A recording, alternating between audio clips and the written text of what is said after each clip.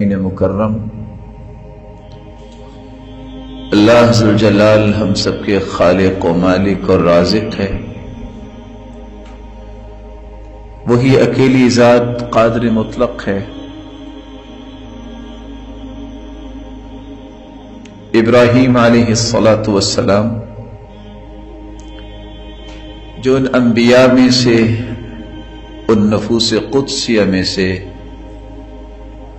ایک مقام رکھتے ہیں جن کو اللہ ذو الجلال نے مبعوث فرمایا، اور ابراہیم علیہ الصلاۃ والسلام فرماتے ہیں کہ میرا رب وہ ہے جس نے مجھے پیدا کیا، جس نے مجھے سیدھا راستہ دکھایا،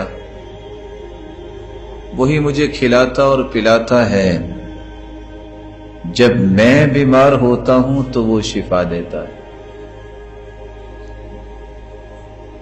شفا اور بیماری، صحت اور بیماری، یہ انسانی زندگی کا ایک حصہ ہے۔ اللہ ذو الجلال جس طرح انسان کو خوشیوں سے نوازتے ہیں، اس کی مشیت کا تقاضا ہے، اس کی حکمت کا تقاضا ہے۔ بعض دفعہ انسان کے گناہوں کی معافی کے لیے بھی کچھ آزمائشیں اللہ ڈالتے ہیں۔ اس لیے قرآن مجید کا مطالعہ کریں تو پتہ چلتا ہے کہ زندگی میں جب انسان کو کوئی مصیبت یا بیماری آتی ہے تو اس کے 3 بنیادی سبب۔ پہلا سبب، انسان پر بیماری، دکھ اور غم اور مصیبت اس کے آنے کا یہ بنتا ہے کہ انسان سے کچھ گناہ ہو گئے، ان گناہوں کی نحوست اور شامت انسان پہ آن پڑتی ہے، اور انسان اس مصیبت کا شکار ہو جاتا ہے اور اس غم میں مبتلا ہو جاتا ہے، اور بعض دفعہ یہ غم اور یہ مصیبت انسان کی بیماری بن جاتی ہے۔ اسی بات کو اللہ ذو الجلال نے قرآن مجید میں کچھ یوں فرمایا، وَمَا أَصَابَكُم مِّن مُّصِيبَةٍ فَبِمَا كَسَبَتْ أَيْدِيكُمْ وَيَعْفُو عَن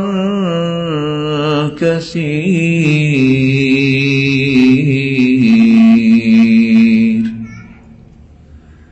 تمہیں کوئی بھی مصیبت آتی ہے، فَبِمَا كَسَبَتْ أَيْدِيكُمْ، تمہارے ہاتھوں کی کمائی ہے۔ اس مصیبت کو اللہ تعالی نے تم پہ ڈالا اس لیے تاکہ تم ان گناہوں سے بچ جاؤ جن میں تم اپنے آپ کو لگائے بیٹھے۔ مصیبت دنیا میں آتی ہے، اس کا دوسرا سبب یہ ہے، بعض دفعہ اللہ تعالیٰ کسی انسان کے گناہوں کو معاف کرنا چاہتے ہیں۔ ویسے تو معافی نہیں مانگ رہا، بھول گیا اللہ تعالیٰ کو،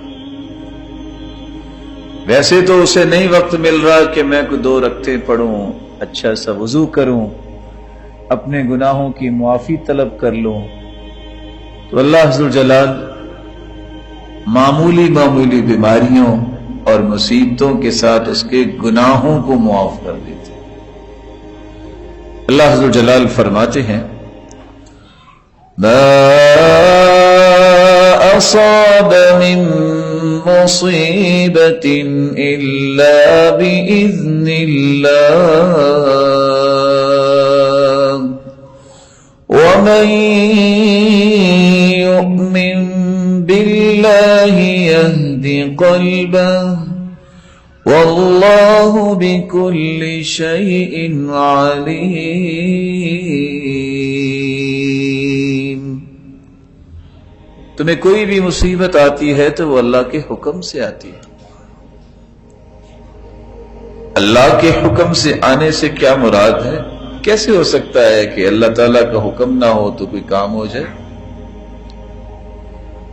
اور حکم اللہ تعالیٰ کیوں دیتے ہیں؟ وَمَن يُؤْمِن بِاللَّهِ يَهْدِ قَلْبَهُ، جو ایمان لے آتا ہے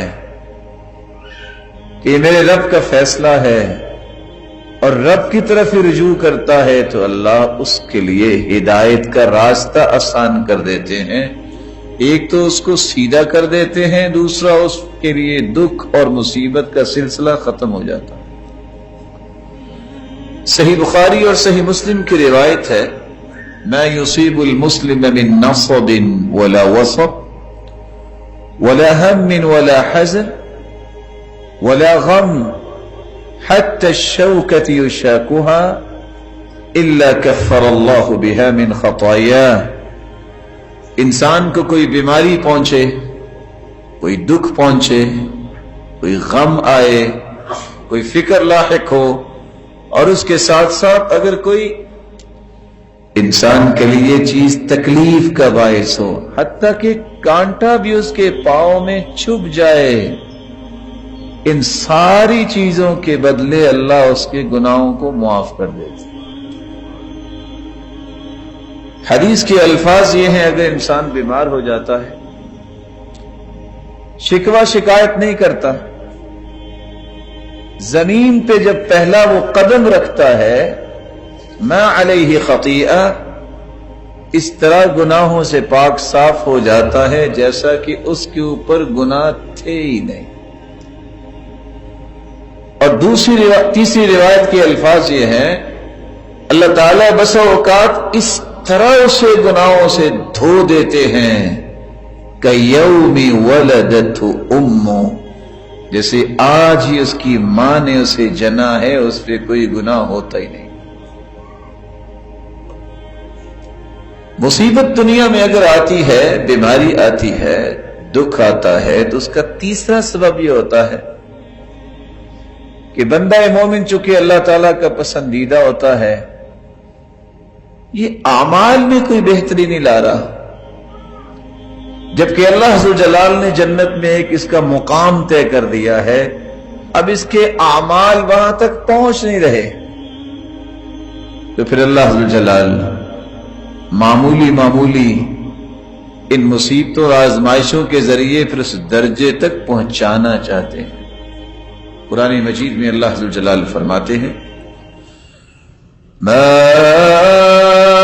اصاب من مصیبت الا فی کتاب، ما اصاب من مصیبت فی الارض ولا فی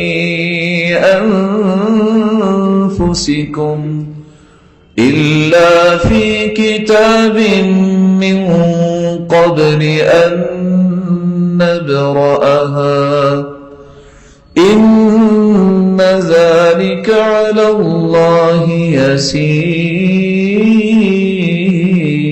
يسير۔ زمین میں کوئی بھی مصیبت آتی ہے، یا تمہارے نفسوں میں، تمہاری جانوں میں کوئی مصیبت آتی ہے، غم آ گیا، بیماری آ گئی، پریشانی آ گئی، یہ اللہ نے لوح محفوظ میں لکھا ہے، یہ اللہ نے تقدیر میں لکھا ہے۔ خلق اللہ مقادیر الخلائق قبل ان يخلق السماوات والارض ب50,000 سنہ، اللہ تعالیٰ نے کائنات کو بنانے سے 50,000 سال پہلے ہی تقدیریں لکھ دی تھی، یہ اللہ نے لکھا ہے۔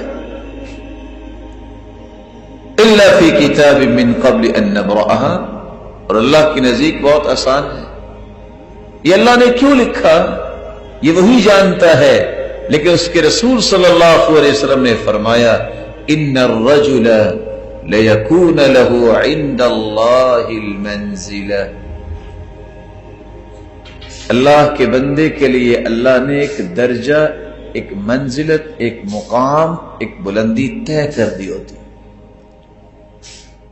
فَمَا يُبَلِّغُهَا الْعَمَلِ، اس مقام و مرتبے پہ اس کے اعمال اسے پہنچا نہیں رہے ہوتے، فما يزال الله يبتليه بما يكره حتى يبلغه إياها.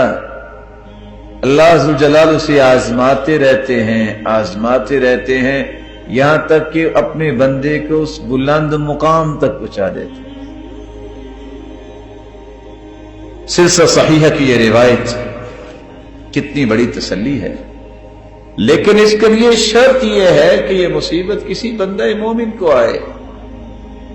تو 3 سببوں میں سے گنہگار جب بھی ایسا مسئلہ ہو تو اس کے گناہوں کی پاداش میں اس کو یہ مصیبت آتی. بندہ نمازی پرہیزگار ہے تو اس کے گناہ معاف ہو جاتے ہیں، اس کے درجے بلند ہو جاتے ہیں. امت یہ امت مرحومہ ہے، اس پہ اللہ ذوالجلال کی رحمت ہے، اور اللہ ذوالجلال اس امت پہ رحمت فرماتے ہیں کیونکہ اس کی طرف اللہ تعالیٰ نے ایسی شخصیت کو مبعوث فرمایا وَمَا أَرْسَلْنَاكَ إِلَّا رَحْمَةً لِلْعَالَمِينَ، جس کو سارے جہانوں کے لیے اللہ تعالیٰ نے باعث رحمت بنا کے بھیجا.